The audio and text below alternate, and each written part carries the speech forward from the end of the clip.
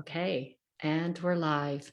Welcome to Wisdom to Wealth, and thank you for tuning in. I'm Whitney Hammond of Sovereign Wealth Management, and Jim Ruta, Advisor Craft, is joining me today to discuss the key retirement risks faced by women. Whether you are just getting started in your investment life, looking to manage your money yourself, or you work closely with a financial advisor, Wisdom to Wealth discussions will provide a roadmap to your life you want and deserve. Welcome, Jim. Hey, Whitney, great to be back. Great to be back. So today we are going to be discussing some key, this book here that you've written, that you've co-authored. There's been, yes, there you go. There's some fabulous stats in here. So today I wanted to talk about, people are probably wondering, we don't want to have any difference with gender. So it's not about the difference in gender. It's about the experience that happens. And so you've got some great gems in here. So one of the things that you talk about is the number of men alive per 100 at various stages of ages. And so you're going to talk to us a little bit about what are some of the risks, because one of the risks that many people may not realize is just that women actuarially live longer than men. And this does pose a risk in of its own. Yeah, it does, Whitney, and thanks for talking about this important subject. And really, this is just about reality. And again, as you said, I'm not interested in something different or women or men or whatever. I'm not. That's not about gender. This is about practical realities to make sure that you can have the retirement that you want. And the title of the book, really, don't worry, retire happy, really talks about this whole idea of the importance and the value of happiness in retirement. And I think that's the first thing we want to talk about. You want to be happy. And one of the things we know about happy in retirement is that if you believe that your money will last longer than you will, you can be happy. I'm thinking about my mom, who will be 96 on April. Had a money worry her entire retirement because she knows she's got a pension plan as a teacher, so she worked for 44 years, and she's got that. It's always coming in. There is a lot to be said for defined benefits to make you a happy person. So we want to talk about women specifically, when what differences are there. And one of the ones that you alluded to at the beginning was this idea of longevity. And the fact of the matter is, actuarially speaking, women outlive men. Now, there's a lot of jokes there that I will not go to, but what I'm saying, that's an issue. And by the way, this is longevity risk is the risk multiplier for anyone in retirement. You see, the fact that we are living longer and longer, let's think about the fact that, when they first picked 65 as the retirement age, that was also the same day they thought you would die. So you weren't going to be collecting much back in the day. So, but it's a risk multiplier. Well, what do you mean by that, Jim? Well, here's it is. Look, there are market risks. There are rate of return risks. There are taxation risks. There are regulatory risks. There's a whole, and of course we talk all about that in the book, but there's a lot. But so women have this one great thing. They live longer. But that causes them some specific problems with those things, because longevity multiplies the amount of time the market can screw up on you, multiplies the amount of time that rate of return can affect you, multiplies the taxation possibilities, the regulatory, and the list goes on. Yeah. So that's a key piece. And I got to, by the way, as we're into this, I just want to make one thing, remind our listeners, our viewers, one thing that's important is that, the first 5 to 6 years of retirement is the absolute riskiest time, and especially for women because of the longevity issue. So the first 5 to 6 years of retirement, if you get your returns wrong early, as you know better than me, all of this gets scuppered in the long haul. So that's really the big issue here, and that everything we talk about relates to that directly. Does that make sense? It does, absolutely. And not only with that part about setting things up, because if we do touch on that for a little bit, I find that in the beginning of retirement, let's just say the first 10 years, that's where much more money is being spent, because people are younger and healthier, and they're doing things, they're buying things, they're traveling, they're doing different things. So yes, that is one thing. And so with the longevity portion of it, if we back it up a little bit and we look at women as caretakers, because we, you know, the majority, we are the caretakers. So we miss a little bit of time in our careers. We may start late in our careers. That's number one. So depending on what generation, there are some women that stayed at home and their career was raising the family. And so they were, typically taken care of. So if we go back 100 years, that's totally what was normal. If we go back even 50 years, it was, still pretty much the norm. But as women have been, really entering the workforce, they've still had to take time off. They've lost time with raising children, and then they lose time when parents become ill. And so they're in and out of that, Canada Pension Plan, or, their actual savings, or the spouse is doing the savings, and then something doesn't work out with that planning. Yeah. And I know that you talk a lot about that here in this book. Yeah, indeed. And it really, and there are some real key retirement risks aside from longevity, which is kind of the basis of all of that. But there are some key retirement issues for women specifically because of longevity. First of all, as women and as the baby boomers start to retire, and have been retiring in sort of full force since about 2006, then all of a sudden you realize that the drain on government programs like CPP, OAS, that sort of thing, it's really going. I mean, and it's building momentum. And now you add the pandemic on top of that, and you think just how squeezed will those government programs are. So that's a risk. What will happen to those programs?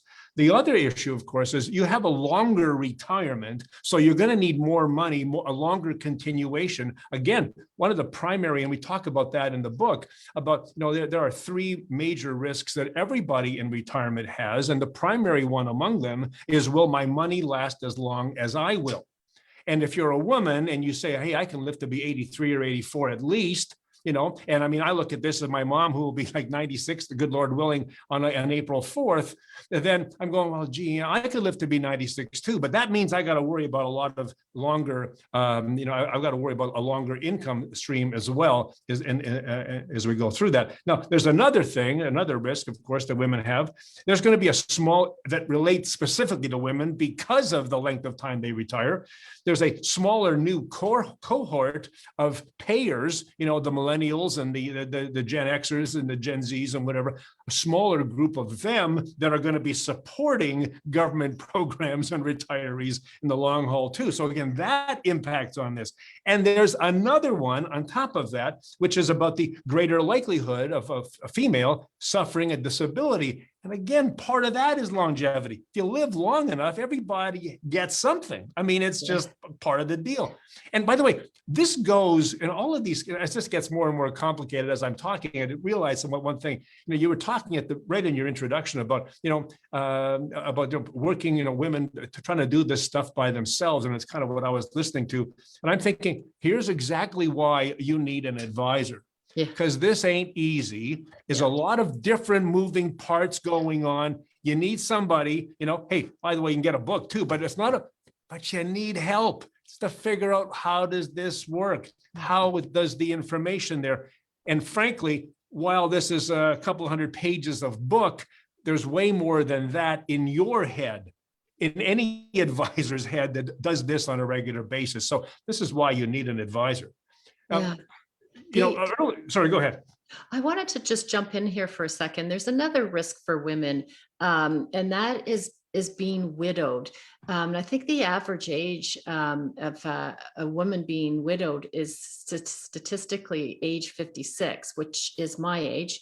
And so if you're planning with a partner, if you have been married, and you're financially planning with your partner, and you lose your partner, that kind of, what I look at is that kind of pushes you into an early retirement, if you want to, call it that. You'll still Yeah, keep sure. working, but you've lost your partner's contributions.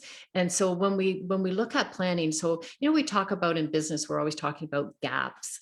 We're always looking for the gaps in business. Well, it's the same thing too when you're talking about this retiring, is that we have to look for the gaps. And so one of the gaps is divorce and death. So there's many women who have been widowed. There's many women who have been divorced. So in the planning, it's really important to make sure that both partners have enough life insurance, because when we start out young, we all have this saying, oh, by the time I get up there, I'm going to have so much in assets that I'm not going to need to worry about that. And like you say, God bless, if that happens, that's perfect.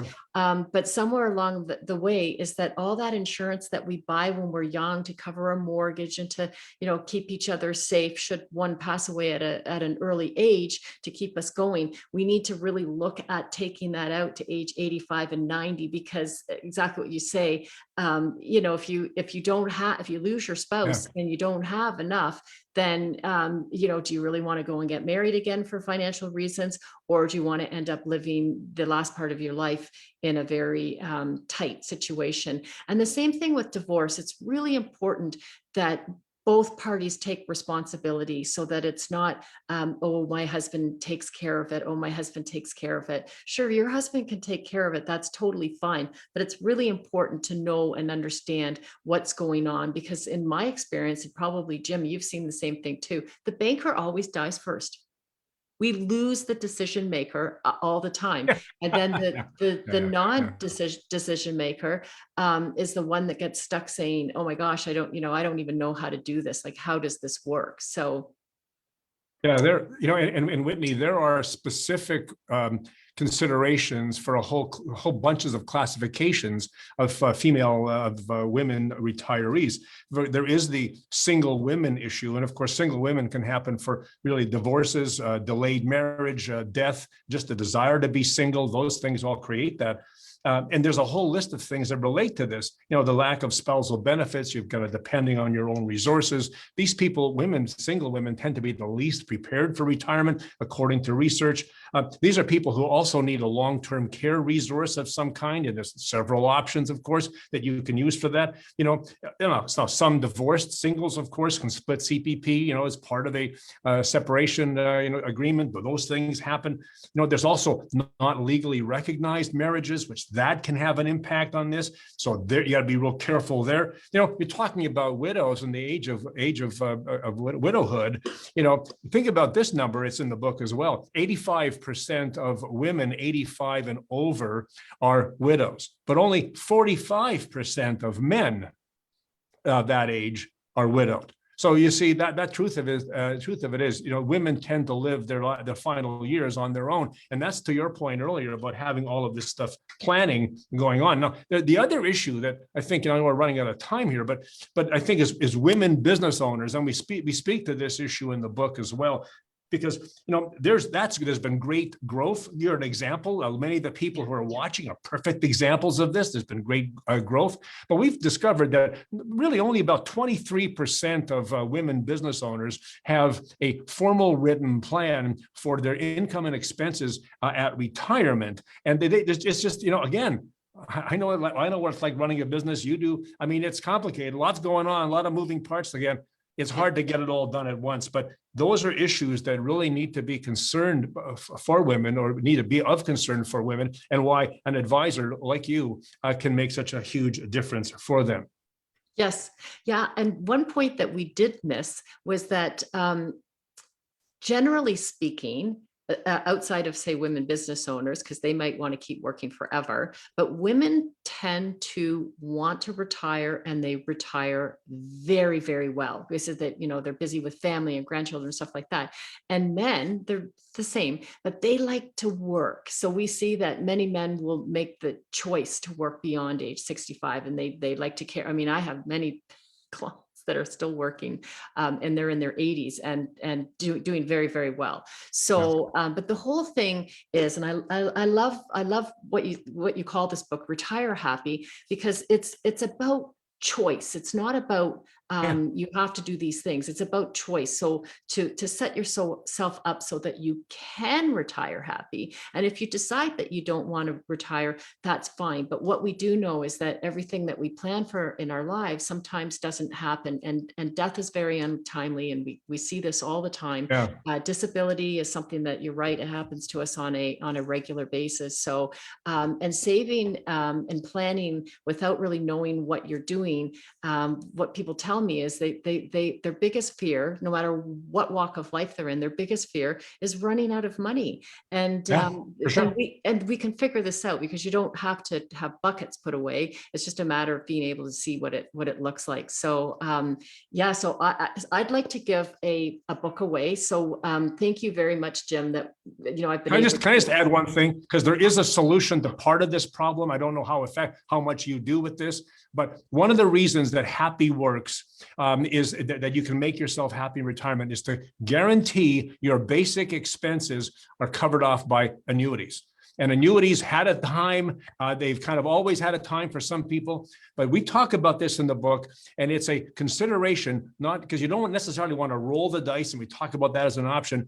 You don't want to roll the dice on the market because there's a lot of risk involved. But if you consider annuities, that could make a real difference. Again, plan that into your retirement income plan. Again, your job, Whitney, absolutely great to do that. So I just offer that as an option for you. Yeah, and I think locking it down with 1/3, if you have it 1/3, 1/3, 1/3. I mean, that's why a lot of people will put a tremendous amount of cash inside of a life insurance contract, because we annuitize that later. So right on the money. This is a big topic. There's an awful lot going on in this book, and this is only a small chapter in that book, but this is extraordinarily important. And to a lot of degrees, really, it applies all across the gender. It's not just gender specific, but these are issues that women especially, and I know a lot of your audience, you give these look at these things, consider these options. Maybe they're not important to you. Maybe they don't matter for you. But if they do, it's like we talk about life insurance. Life insurance doesn't matter until it matters. Yeah. Then it matters a lot. Yeah. Same thing in this book. Anyway, Whitney, great to be here. So thank you so much, Jim, for being here. And I just something that just came to my mind, and I'll close off with this, is that one of my very first clients, I did his life insurance throughout his life, and he developed Alzheimer's at an early age, before the age of 65. I think it was around 62, 63. And I was probably the first one that started to notice that his mind was changing, just because he was on top of his numbers so much. And the one thing that happened before his health had changed was that he had a 10-year term that it came up, and he's like, I really don't need this anymore. And when I looked at the retirement plan, he didn't need it anymore, but it was a nice big chunk of insurance. And I said, you know what? You're financially stable. Everything is fine. Why don't we just roll this one more time? Let's just do another medical, roll it one more time, let it run, because you're not going to go broke paying the premium. But if something happens to you, and you know what, he died. And so, yes, they were financially fine, but that extra money, she's been using that with the children, with the adult children and the grandchildren. And they've been having a grand time between trips and doing things. And you know what it's like, kids, adult children today are not as flush, as a generation before. So this book, I call this a study book. So this is a book that you don't have to read from front to back, but what you can do is pop it open and say, oh, gee, I want to read about this, or I want to read about that. So I want to start giving a book away. So every time Jim and I come up, I've acquired some of these books, and I'd be happy to give one book away. So first person that gets them below there or sends me a DM, and I know a lot of messages do come in private, so we will be giving these away. So thank you so much, everybody, for tuning in and watching in replay. We've got really good coverage and repay. And Jim, thank you again. It's just for everything that you do, and how you give to your clients, to advisors, to your family, to community, and really to keep helping Canadians to be safe and secure. This is what this is all about. This is not about you and I lining our pockets. This is about helping other people. So we'll see you, Jim, in 2 weeks, and I'll see everybody else next Wednesday at 10 a.m. Have a great week. God bless. Okay, bye-bye.